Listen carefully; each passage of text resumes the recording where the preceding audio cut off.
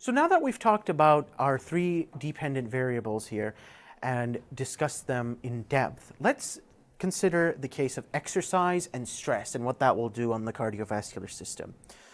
So, when exercising, how will blood flow increase to muscles? There's a few ways to do this. Cardiac output can increase, so the rate of blood leaving the heart per minute can increase. We can decrease or hold constant total peripheral resistance, so through vasodilation or vasoconstriction, very quickly, more tissues can get blood, or blood can actually flow faster through some of the larger vessels. And then overall, we can redirect blood flow through shunts. Like I mentioned at the end of the last segment, different parts of the body, different organs and different tissues can get the capillaries or the shunts activated to bypass capillaries. Or perhaps you'll get perfusion and blood will actually flow into the capillaries and into the organs.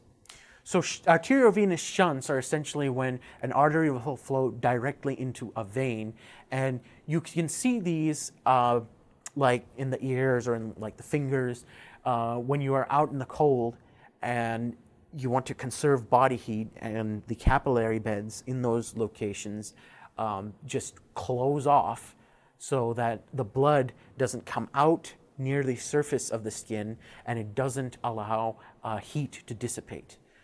Interesting. So what happens during exercise when your muscles are generating all this heat that you want to get rid of? In addition, what happens during exercise when you need oxygen and nutrients to travel through the muscles? Vasodilation is highly likely, and these arterioles will lead to capillary beds in those muscles and in like superficial tissues to facilitate these purposes of exercise and allow you to get rid of the heat that's generated and to power muscular contraction. But what do we have to change in order to produce a change in cardiac output? So heart rate, heart can beat faster. Through the autonomic nervous system, the sympathetic nervous system will increase heart rate and parasympathetic nervous system will decrease it. The sympathetic fibers actually release norepinephrine at the sinoatrial node, like we were talking about cardiac conduction system. And norepinephrine binds to beta receptors of membranes of sinoatrial node cells that cause the heart to beat faster. Alternatively, stroke volume can increase. So in short term, when you exercise, venous return will increase and the preload can change of the heart, causing more blood to come out with each beat. But over the long term, trained athletes will just tend to have a higher stroke volume, and it will get even higher during exercise, where their heart can push out so much blood with each beat that their heart rate isn't as high as somebody that is untrained. Either way, cardiac output increases. And here is a diagram of how the central nervous system can affect the heart rate. As you may remember from last semester, we had the glossopharyngeal and vagus nerves.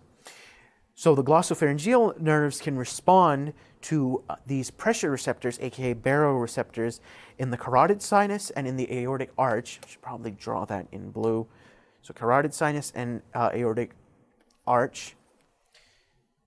They go to the cardiovascular center of the medulla oblongata, and what you have here is a change in vagal tone from the parasympathetic nervous system. So the vagus nerve, cranial nerve 10, essentially sends signals to the heart, as we see here, that tell it to beat slower than its intrinsic rhythm, because the autorhythmic contraction of heart muscle is rather fast. And so if the heart needs to be pumping faster, then this vagal tone will just diminish a little bit and the vagus nerve won't stimulate the heart as aggressively and it will actually beat faster. Or perhaps the heart needs to contract a bit slower, then you would increase the vagal tone and it would lower the rate of heart rate through the central nervous system. And there are all sorts of pathways through which you could promote or reduce cardiac output. Like, for instance, if there is some sort of crisis, or if you're exercising, like we see here, skeletal muscle and respiratory pumps increase venous return. So more blood is coming back to the heart. That'll increase stroke volume.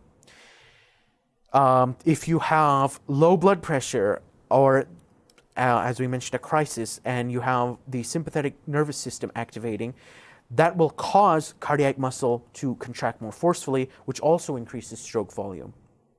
Hormones like epinephrine, aka adrenaline, or thyroid hormone, they will also cause heart muscle to contract more forcefully. And in addition to the sympathetic nervous system, they will cause the heart to beat faster, both of which increase stroke volume. Both of which increase cardiac output. So here we have stroke volume increasing, and here we have heart rate increasing. What about the other way around? So if blood pressure is high, or if blood volume is high, sympathetic nervous system will be reduced and the heart rate will drop.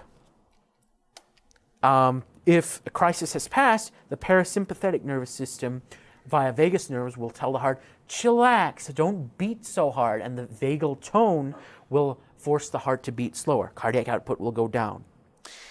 If there's some sort of hemorrhaging, blood is leaking, something is ruptured, venous return will go down, therefore stroke volume will go down.